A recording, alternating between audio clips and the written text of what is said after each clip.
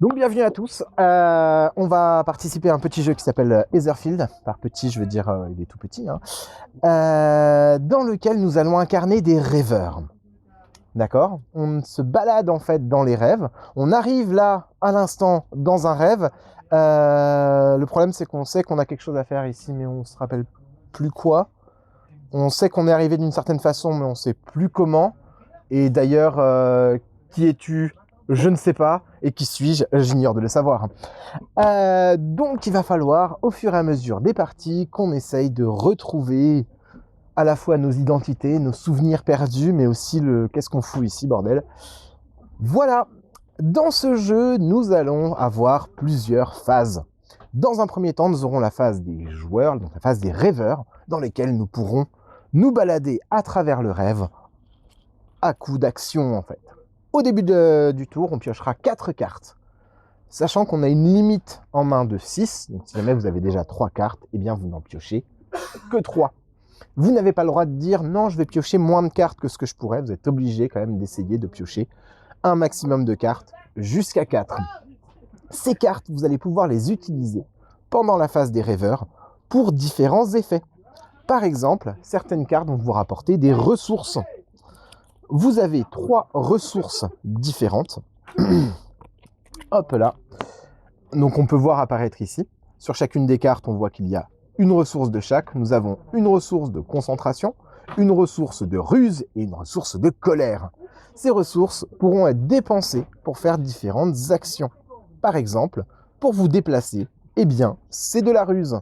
Si je défausse, mettons, 3 ruses en un coup, je pourrais me déplacer jusqu'à 3 cases. Attention, les déplacements se font toujours de façon orthogonale. Toutes les règles que je vais vous indiquer à partir de maintenant vont avoir leur vont avoir des changements par rapport aux cartes que vous allez jouer. Certaines cartes vont vous permettre de transgresser les règles et c'est tant mieux. Mais tant qu'une carte ne vous dit pas autre chose, eh bien, il s'agira des règles que j'édicte.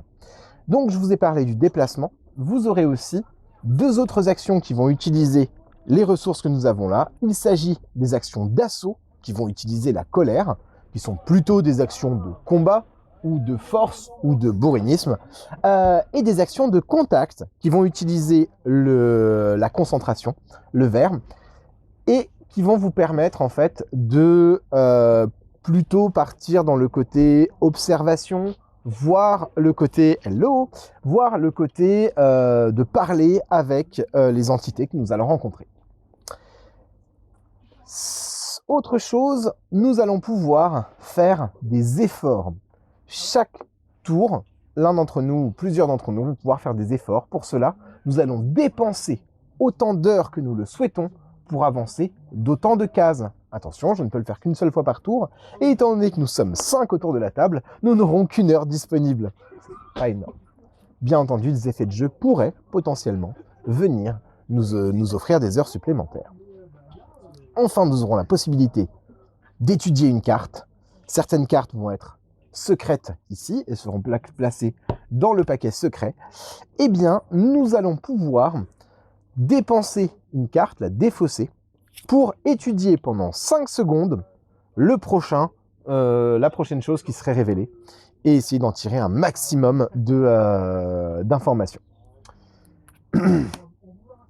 Je peux aussi à tout moment défausser 3 cartes de ma main pour récupérer une gemme brillante. Cette gemme brillante, je peux la dépenser pour relancer un dé. Si par exemple, un des dés, le résultat ne me plaît pas, que ce soit un des miens, que ce soit un de ceux de mes camarades, ou que ce soit un dé d'entité ici, qui va lui permettre de se déplacer, eh bien, je peux dépenser une de ces gemmes pour relancer le dé. On peut relancer le dé autant de fois que on a de ces gemmes-là. Enfin, je vais pouvoir aussi renforcer ma détermination. Quand je fais une action, je peux, en dépensant des ressources, si je veux, lancer ce dé gris, qui est le dé de détermination. Ce dé va me permettre potentiellement de pouvoir booster mon action, ou pas du tout. Si je lance le dé et que je tombe sur le moins, c'est un effet négatif. Tout simplement, je ne réussis pas l'action ou je n'ai pas les bonus et mes cartes sont défaussées. Si j'ai un 1, un 2 ou un 3, cela va augmenter d'autant les ressources que je dépense. Donc mettons que j'avais 2 ressources, je lance le dé, ça tombe sur 2, c'est comme si j'en avais 4. Je peux à ce moment-là les dépenser pour l'action si cela suffit.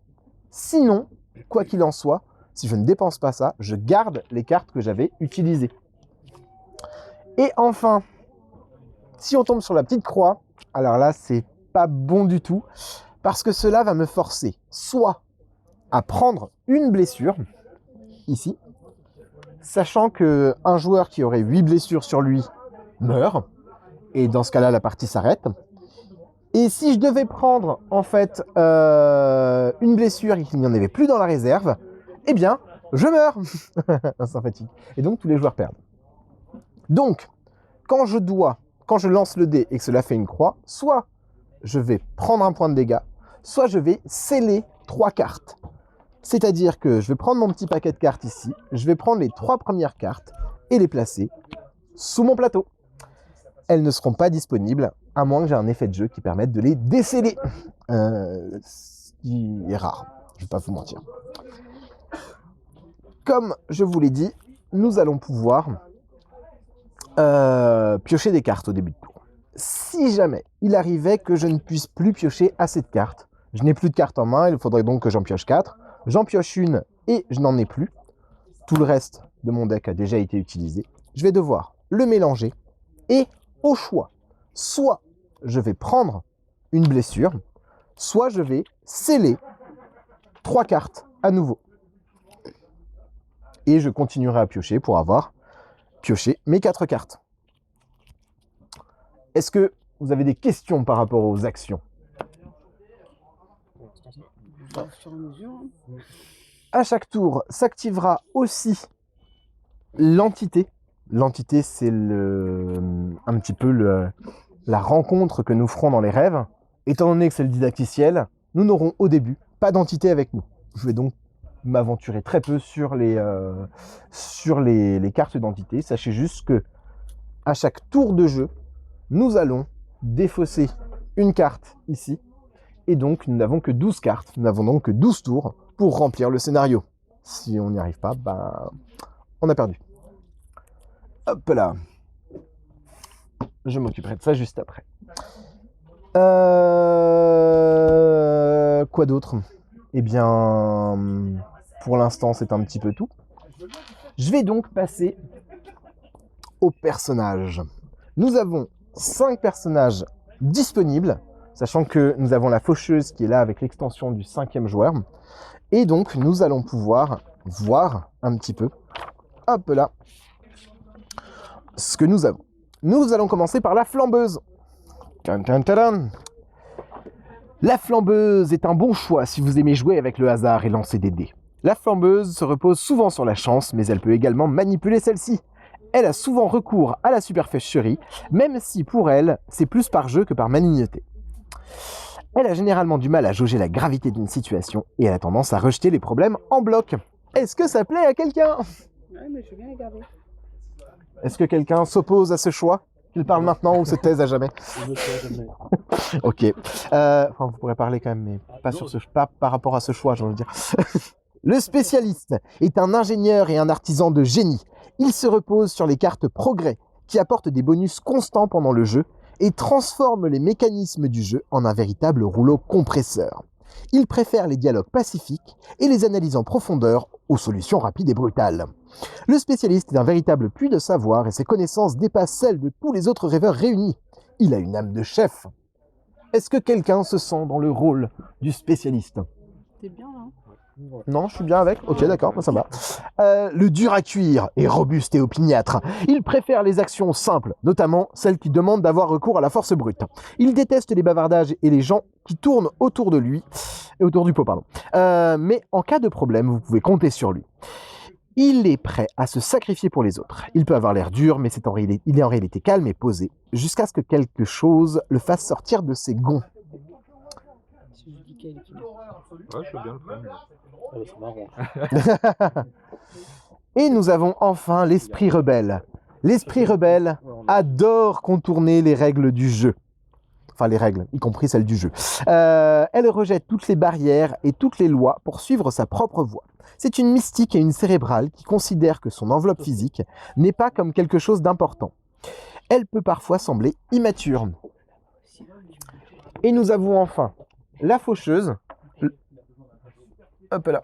les jetons bleus, je vais passer au jetons. Oui, il faudra passer les jetons bleus à Judicaël. Ils appartiennent à l'esprit libre. Et nous avons enfin la faucheuse, pour qui malheureusement je n'ai pas de petites choses comme ça. Mais je peux juste dire que elle aime bien balancer des coups de pied et c'est souvent dans la gueule. Voilà. Maintenant que nous avons distribué les personnages, vous avez une action supplémentaire.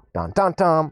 Vous avez vu que tous au dos de votre carte, vous avez une action particulière.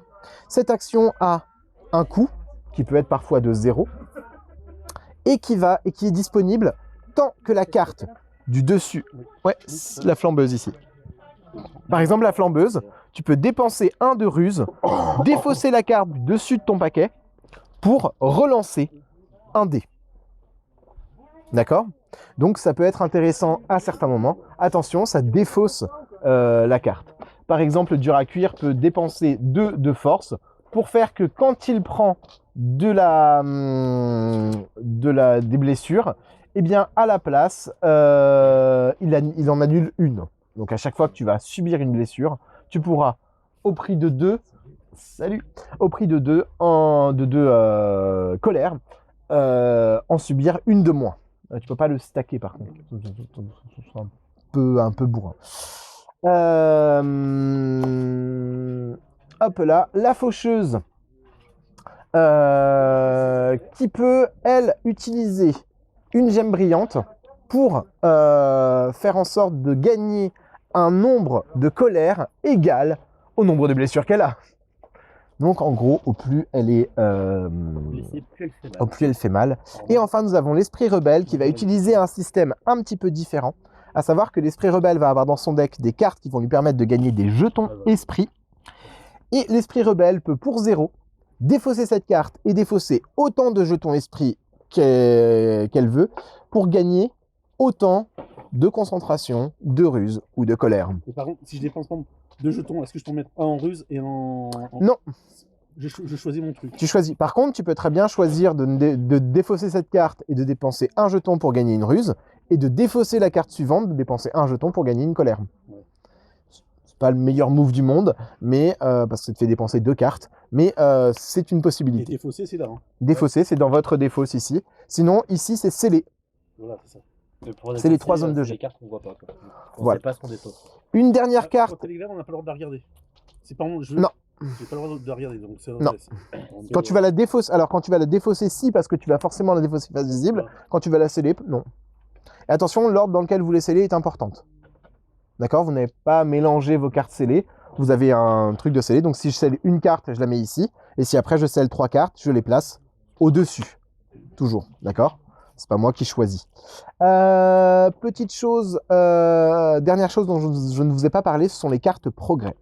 Certaines cartes vont avoir marqué progrès en haut. D'accord? Et elles vont avoir un coût alternatif. Ces cartes-là, vous ne pouvez pas faire leur effet en bas, directement.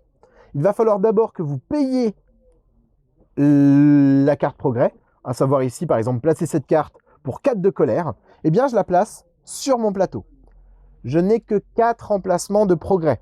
Je ne peux pas en avoir plus, sauf encore une fois si le jeu me le dit. Par exemple, ici, on me dit de défausser une charge de cette carte et la voiler, c'est-à-dire la retourner ici. Il me faudra un effet de jeu pour la dévoiler. Hop là. Pour gagner un nombre de colère égal à 1 plus... Alors, vous avez ce petit symbole ici qui représente le nombre de progrès jaunes que je contrôle. D'accord? Donc, vous avez la même chose pour le vert et pour le rouge. S'il s'agit d'une carte d'action, d'assaut, sa portée est augmentée de 3. On a tous des cartes progrès. Je vais pas vous mentir, le spécialiste en a un peu plus que vous. Classiquement, ces cartes progrès, voilà, vont soit être des effets absolument bourrins, mais one shot, soit être des effets qui vont vous donner des petits bonus. Hey, désolé, on a eu un petit souci au niveau du son. C'était donc les règles de base d'Etherfields. J'espère que cela aura pu vous éclairer. Pour plus de contenu, vous retrouverez prochainement sur ma chaîne, ou bien dans la description, le lien d'une partie complète d'Etherfields. Merci d'avoir regardé la vidéo, et bon jeu à tous!